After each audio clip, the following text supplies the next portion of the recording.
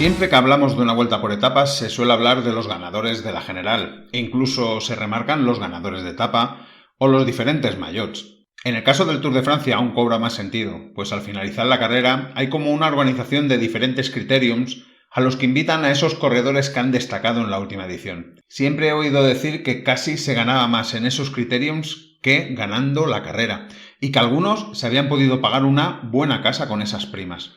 No es de extrañar que la mayoría de los ciclistas que participan en el Tour de Francia tengan ganas de ser invitados a esos eventos.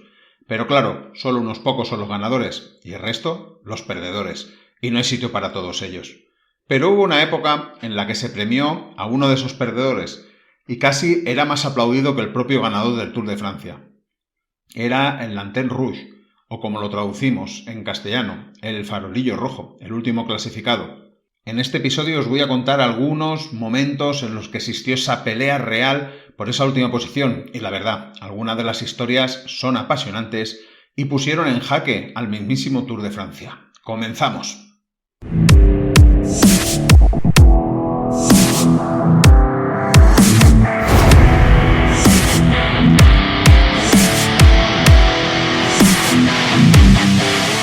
Me parece que quien más que menos ha sentido hablar de la maglia negra, que se instaló en el Giro de Italia por los años 50 y que cuenta entre sus famosos ganadores a Luigi Malabrocca. Cuando se estaba disputando el Giro de Italia, tuve la intención de grabar un episodio donde se explicaran todas esas aventuras, pero ya sabéis lo que pasa con el tiempo. Al final el tiempo se me tiró encima y no lo pude hacer. Total, que sigue ahí apuntada en ideas para realizar. Y es que la verdad es que esas historias del Giro de Italia son igual de apasionantes que la que os voy a contar hoy sobre el Tour de Francia. También leí alguna vez que en alguna de las ediciones de la Vuelta a España hubo un corredor que siempre intentaba pasar el último por los pueblos, y que en el último pueblo del día se le hacía una fiesta y se le daba de comer. Pero no recuerdo el nombre. Lo apuntaré para buscarlo y también os invito a que si alguien conoce esa historia y me puede dejar el nombre o el año de esa Vuelta a España o Vueltas a España en los comentarios, le estaré muy agradecido, pues es la versión de la historia que os voy a contar, pero Made in Spain, que siempre tiene un puntito casposo de mediados de ese siglo XX. Como veis, todas las grandes vueltas han tenido su historia del último clasificado, pero ¿de dónde proviene la palabra Lanterne Rouge? Por lo que parece, se inspiró en las luces rojas que llevaban los trenes al final de su último vagón, y significaba el final también de la competición. Desde el primer Tour de Francia de 1903, la organización introdujo la Lanterne Rouge para honrar el último clasificado de la general, que no había abandonado la carrera, aunque no tenían los honores que antes os contaba. Eso fue mucho más tarde. Eso sí, en esos momentos iniciales tenía un signo de valentía, de coraje, de resistencia, pues era mucho más fácil abandonar que llegar a meta, y más con los kilometrajes y las horas que tardaban en hacer cada etapa. Está claro que para muchos corredores ser el farolillo rojo no era una deshonra, al contrario, era un logro, pues en muchas ocasiones no es fácil poder completar todas las etapas. Por poner un par de ejemplos más recientes, en el Tour de 2016, Sam Bennett se cayó y se rompió un dedo en la etapa inaugural, pero a pesar del sufrimiento que le causó pudo llegar a París. 4 años después ganaría el maillot verde. Quizás todo aquel esfuerzo que tuvo que hacer lo utilizó en los momentos complicados que tuvo que superar para lograr ese maillot verde. Y en 2018, Lawson Craddock se convirtió en el primer ciclista que fue farolillo rojo desde la primera hasta la última etapa. Tuvo una caída en la etapa inaugural sufriendo laceraciones faciales y una fractura de escápula. La imagen de su llegada a aquella primera etapa dio la vuelta al mundo. Además, Craddock utilizó las redes sociales para anunciar que donaría $100 por cada etapa que completara a la Great Houston Cycling Association para ayudar a reconstruir el velódromo de Albuquerque. Eso llevó a hacer una página donde mucha más gente aportó su dinero para el objetivo y al final de aquel tour se consiguieron nada más y nada menos que $250.000, que no está nada mal. No sería ni será la última acción solidaria de Craddock, quizás provocada al final por esa lucha por llegar al día en cada etapa del Tour de Francia, aunque fuera siendo el farolillo rojo.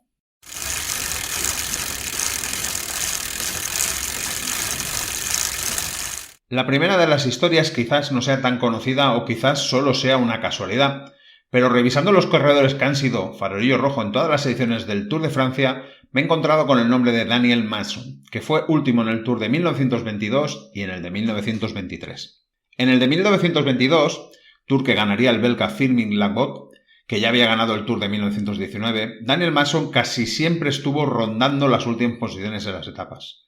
Pero cuando verdaderamente comenzó a ser último fue en la séptima etapa de las 15 que tenía aquel Tour. Aquel día se llegaba a Perpiñán, desde Luchon, pasando por el Portet d'Aspet, el Port y el Puymorens, y Daniel Masson llegó en la posición 47, la última, a 4 horas y 34 minutos. A partir de ese momento llegó casi siempre entre los 3 últimos clasificados.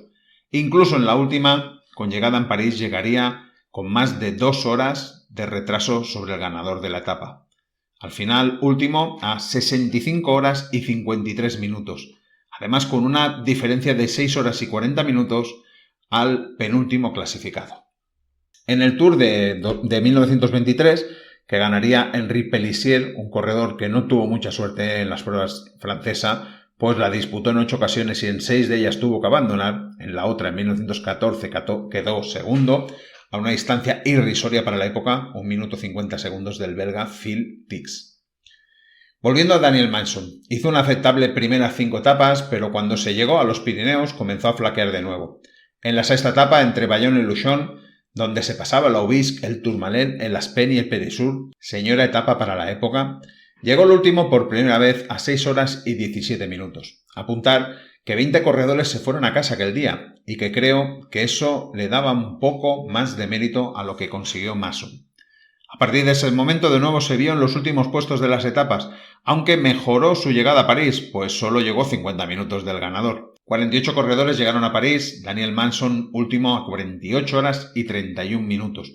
Un avance bastante notable y solo a 3 horas del corredor que quedó delante de él. En 1924 volvió a la línea de salida del Tour y aquí, desde las primeras etapas, no se le vio tan fino. Llega penúltimo en la tercera etapa a más de 5 horas, pero esta vez no pasaría los Pirineos, pues en la sexta etapa, la misma que el año anterior, Bayonne-Luchon debería abandonar. Peor que fue la cosa en el último Tour que disputó en 1925, pues en la primera etapa se tuvo que ir para casa cerrando así la primera de esas historias del farolillo rojo, aunque creo que en este caso más por falta de fuerzas que por buscarlo.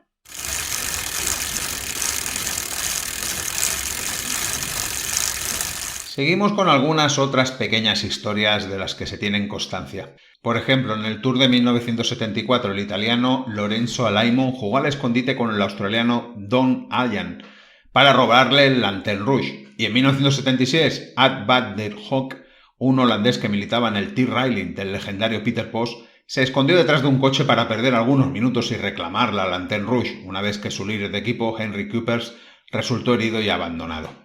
Pero tenemos que llegar a 1978 para encontrarnos con quizás el inicio de la más famosa de las peleas por el farolillo rojo. En ese año, Philippe Tesniere pasaba a profesionales con el equipo Fiat, que el año anterior había patrocinado al equipo de Dimers cuando disputó su último Tour, y que al parecer no le salió la cosa rentable, pues dejó de ese patrocinio para hacer un equipo más modesto y en ese caso fichar al francés Tesniere. Lo que nos interesa de Tesniere es que disputó su primer Tour y después de un digno prólogo, en el primer sector de la primera etapa llegaría el último del grupo del pelotón. Eso fue casi una anécdota, pues hasta la 10ª etapa no volvería a dejarse ver en las últimas plazas. Ese día se llegaba a Pau desde Biarritz subiendo Marie Blanche y llegó el último y se situaba el sexto por la cola. Penúltimo al día siguiente y va tercero por la cola, también favorecido por los abandonos de algunos corredores que iban detrás de él, sobre todo los españoles del equipo CAS, que no tuvieron su mejor carrera. Solo Francisco Galdós se dejó ver, acabando séptimo en la general final. Es en la 13ª etapa, llegando a Superbelles, cuando llega el penúltimo y se coloca el último de la general. Desde ese momento hasta el final de la carrera ya no dejaría la última posición. Aquí os tengo que decir que no hay documentos o indicios que indiquen que fue una última posición buscada, pero es interesante remarcarlo por lo que vendrá al año siguiente. Estamos en el Tour de 1979 y aquí se apuntará un nuevo personaje en la historia, es el austriaco Gerhard Schönbacher. Ese Tour sería su primera grande y lo hacía en las filas del equipo belga DAF Truck, que no contaba con muchas bazas para el general. Pero en la 10ª etapa, con salida en Roubaix y llegada en Bruselas, Joe Maes se llevaría la etapa y se situaría séptimo en la general, posición en la que acabaría. Por tanto, tampoco estaba tan mal para las Dastruc. Pero parece ser que los patrocinadores, pues en ese momento no tenían suficiente. La inversión que habían hecho no tenía el retorno esperado, querían más. Según se cuenta, hubo una reunión entre los directivos de empresa y los ciclistas.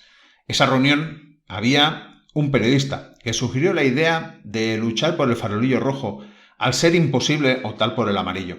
Al parecer, lo que os explicaba al principio del episodio, ser último tenía una repercusión mediática y también habían contratos post-tour que eran muy suculentos. Fue Gerard Schombacher el que aceptó el reto, pues desde la 9ª etapa estaba en la penúltima posición de la general a 7 minutos del último que, ojo, era Philippe Denis, que lo venía siendo desde la primera etapa, después del prólogo. Aquí surgen las dudas de si el año anterior no fue buscado y para no ser señalado no dijo nada, pues volvía a estar en la pelea. La noticia del reto del austriaco fue difundida y al parecer el efecto mediático fue inmediato. Los rotativos se interesaron por el corredor y comenzaron a hacerle entrevistas y a fotografiarlo. La publicidad del patrocinador se multiplicó de forma exponencial. Las etapas fueron pasando y el marcaje entre los dos corredores parecía bastante claro. Con todo, el francés supo ampliar su ventaja cuando se disputaba la etapa 15ª, a casi 8 minutos. En algunas de esas ocasiones el francés rozó el fuera de control, al que sí que cayeron otros corredores. En la etapa 16ª, con final en alto, el austriaco casi consigue su objetivo, pues llega al último de la etapa y reduce la ventaja a menos de 2 minutos. Aún quedaban 8 etapas, por aquel Tour tenía 24. En la etapa 20, justo antes de la última crono, la diferencia se recortó a 45 segundos. Se tenía que empezar a sacar la calculadora para poder conseguir el objetivo. Etapa 21, 50 kilómetros de crono en Dijon. Por lo que parece, aquel día el austriaco tuvo referencias horarias por parte de algunos periodistas aliados con la idea de quedar el último, para intentar que llegara justamente el último sin llegar fuera de control. Eso no le gustó nada al Tour. Godet y Levitan comenzaron a pensar que alguna cosa se tenía que hacer para que eso no volviera a suceder, pues no querían que el Tour se convirtiera en un circo. En la crono, Tesnier salió primero, seguido por el austriaco. Los dos jugaron a ver quién iba más lento. El francés ajustó más, pero ajustó mal. Schombacher llegó a 12 minutos 59 segundos de Hinault, que seguía camino de su segundo Tour, pero el francés llegó a 14 minutos y 39 segundos, lo que le supuso un fuera de control y que el austriaco se pusiera último de la general con una cómoda ventaja de casi 30 minutos. El austriaco tenía casi asegurado el farolillo rojo, pero aún habría un último acto de aquella película. En la última etapa, en los Campos Elíseos, a falta de unos 100 metros para cruzar la última línea de meta, el corredor austriaco se bajó de la bicicleta y entró andando acompañado de la bici, por supuesto, para que no fuera descalificado. Una vez cruzada la meta, se arrodilló y besó la línea de llegada. Ese momento dio de nuevo la vuelta al mundo y la publicidad se volvió a multiplicar. El objetivo de ser último, de ser el farolillo rojo, el Lanterne Rouge, estaba conseguido.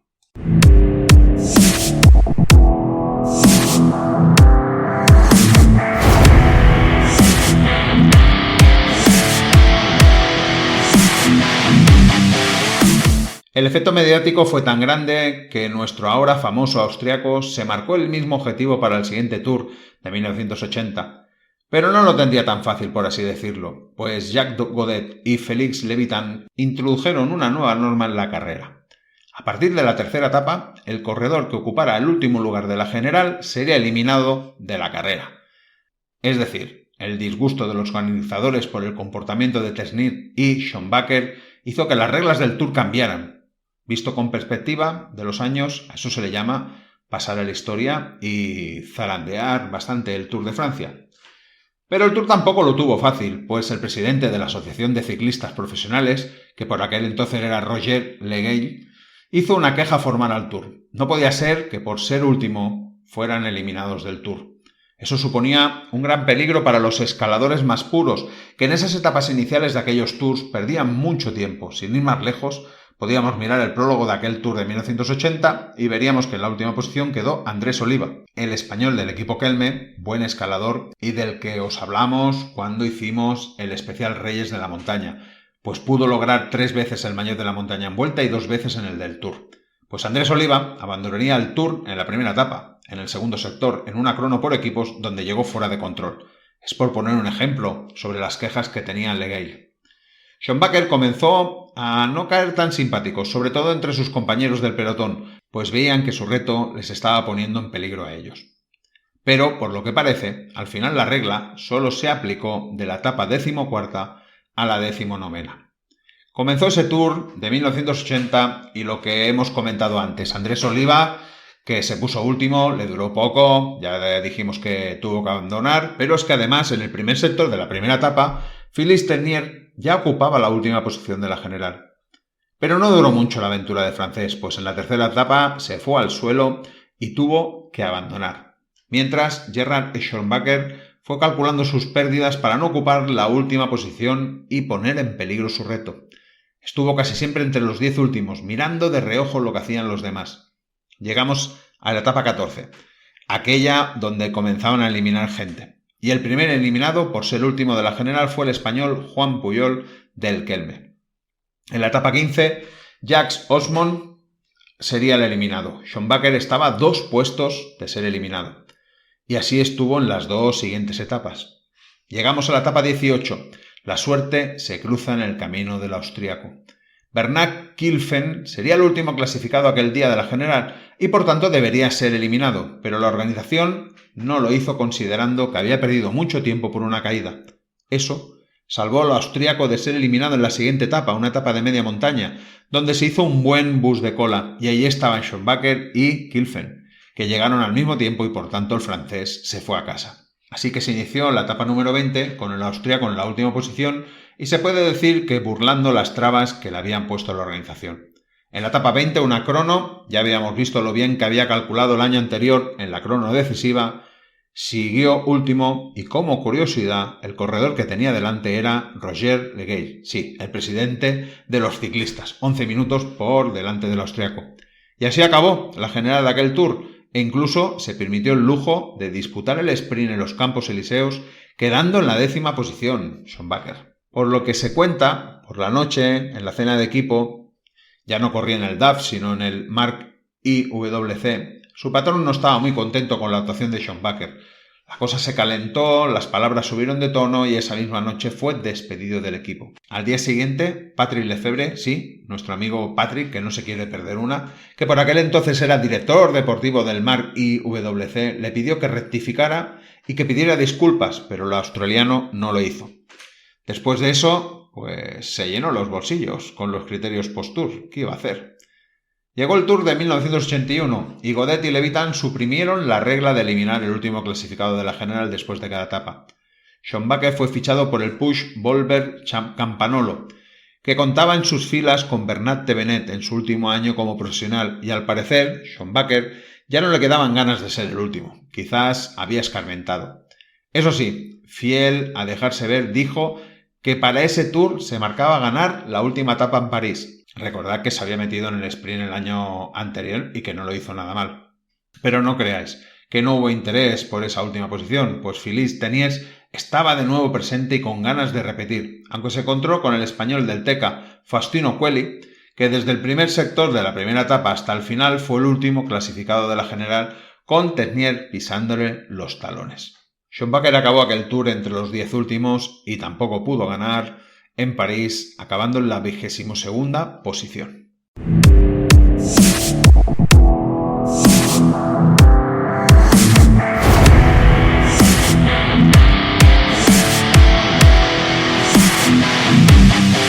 Repasando los farolillos rojos después de ese Tour de 1981, tenemos los dos de Matthew Hermans en 1987 y 1989, donde quedó último. Pero lo extraordinario es que hubiera podido acabar esos Tours, pues solía ser un corredor que no acababa las grandes vueltas. Por tanto, creo que esas 2 posiciones no fueron buscadas. Luego tenemos que avanzar hasta 2001 con Jimmy Casper, que quedó último y repitió en 2004. Pero este era otro corredor que les costaba acabar carreras. Y ojo, que en 2006 no avanzamos nada, lo guardamos para luego. Se encontró con otro de los protagonistas de la Lanterne Rouge, nuestro último protagonista.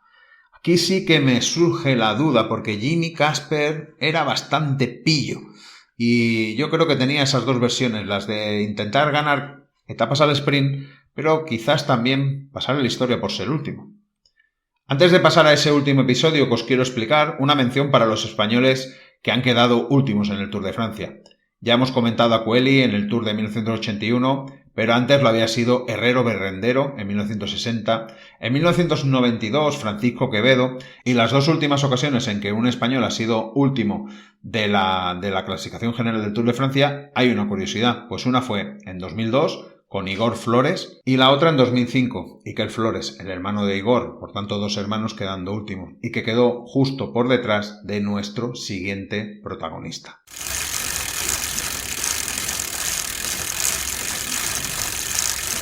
Vamos a cerrar la última de las historias y la que marcará, pues al final, un récord en el Tour de Francia. Os estoy hablando de Wim van Sevenant, sí, el padre de Mauri van Sevenant, que se apuntó a la moda de ser último en el Tour.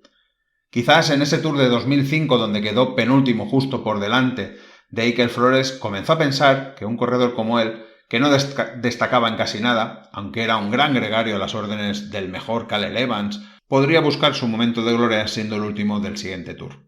Y así sucedió, aunque tuvo que lucharlo con Jimmy Casper, que seguía por allí perdiendo tiempo quizás sin desearlo. Esa última posición del Tour de 2006 hizo que comenzara la leyenda de Wim van Sevenant. No fue hasta la etapa número 15, con el final en la Alpe d'Huez, cuando van Sevenant se puso en la última posición. Hasta entonces había estado luchando con Sébastien Joly, que aquel día lo hizo un poquito mejor que él. Al día siguiente Joly abandonó y dejó el camino libre para que el belga, aunque siempre tuvo que vigilar a Jimmy Casper, pues quedará último por primera vez del Tour de Francia. En el Tour de 2007 partió con dos objetivos: ayudar a Caleb Evans a llevarse el Tour, en este caso Evans quedó segundos tras Alberto Contador, y quedar de nuevo en la última posición de la general. Van Sevenant tenía un modus operandi y lo contaba así: las etapas de sprint masivo son fáciles para mí. En los últimos 15 kilómetros bajo el ritmo y puedo llegar a perder 10 minutos con el pelotón fácilmente. Sin embargo, si te se escapa el pelotón en la montaña, puedes llegar fuera de control. Aquí conseguirías ser último a partir de la octava etapa con final en Tiñes y después ya hasta el final. Por cierto, alguna vez lo hemos apuntado, pero aquel año el penúltimo corredor del Tour de Francia fue un tal Geraint Thomas, que disputaba su primera gran vuelta. En el Tour de 2008, Van Sevenant lo volvió a intentar y con más razón, pues como él mismo dijo al final de ese Tour, este último puesto será recordado mucho después de que acabe mi carrera deportiva. He hecho historia. Y ciertamente es así, pues este mismo podcast es una evidencia de eso. Esa sería la tercera vez que conseguiría ser último en el Tour. En todas las etapas iba llegando retrasado. Fue en la tercera cuando consiguió por fin ser último, pero la cosa estaba bastante ajustada. En la etapa 15ª perdió el último lugar, y eso que llegó a 27 minutos, pero un tipo más pesado que él, Sébastien Chabanel, llegó a la 43 minutos y ocupó su plaza con casi 5 minutos de ventaja. Al día siguiente, para suerte de Van Sevenant, Chabanel abandonaría, y este volvería a ocupar la última posición. Pero aquí no acababa la cosa, pues en la etapa 19, Ben Heysel llegaría el último a más de 14 minutos en un día de sprinters, y se puso en el último lugar de la general con 42 segundos sobre Van Sevenant. Van Sevenant explicó que no pudo retroceder con Heysel para salvar el último puesto, pues sabía que había un fuera de control bastante ajustado, y entre los que se fueron a casa aquel día, Juan Antonio Flecha. Por eso se mantuvo en un grupo para asegurar llegar al final del día. Quedaba la crono y la llegada a París. Van Sevenant lo explica. Hablé con Heysel antes de la crono y me dijo que él no estaba luchando por ser último, así que durante la crono fui muy tranquilo hasta el primer control de tiempo. Escuché que estaba 1 minuto abajo y luego comencé a correr a ritmo normal. Al final quedó a 1.35 de Heysel, salvando el fuera de control, y pudo recuperar la última posición de la general. Quedaba llegar a París y Van Sevenant fue a rueda de Heysel durante toda la etapa. En la última vuelta aplicaron aquello de tira tú que a mí me da la risa. Los dos se descolgaron del grupo y se fueron como vigilando, y eso que Heysel no quería quedar último. La gente lo sabía y los iban aplaudiendo en esa vuelta final. Al final llegaron juntos a meta y Heysel le dio una palmadita en la espalda a Van Sevenant, como diciendo que había conseguido su objetivo. Por cierto, aquel día el último en llegar a París fue Chris Froome. Esa sería su primera gran vuelta por etapas y estaba aprendiendo para lo que vendría. Aquel 2008, por cierto, Wim Van Sevenant dejó el ciclismo y por tanto no pudo ampliar su récord, pero ya había pasado a la historia como el corredor que más veces había sido el Lanterne Rouge del Tour de Francia. Y estas son algunas de las historias sobre el Lanterne Rouge. Creo que ha sido un episodio entretenido y me da que de aquellos de los cuales se pueden aprender algunas cositas que no conocíamos. A mí como mínimo me ha pasado eso con el proceso de documentación. Y como siempre os digo, si os ha gustado, podéis dejar vuestro like. Es una de las formas de apoyar al proyecto. La otra, ya la sabéis, apoyar el podcast con una aportación mensual con un mínimo de 1,49 €. Es el bar en azul de iVoox y seguir las instrucciones que son muy fáciles. Con ello, fuera anuncios en nuestros episodios, acceso a todos los episodios exclusivos para fans, animar a que sigamos dedicando horas como las que hemos utilizado para hacer este podcast con toda la documentación que hay detrás de él. Aprovecho para darle las gracias a todos los fans que mes a mes confían en nuestro podcast. Toca despedirse, gracias por haber llegado hasta aquí, sed felices, disfrutar del ciclismo, chao chao.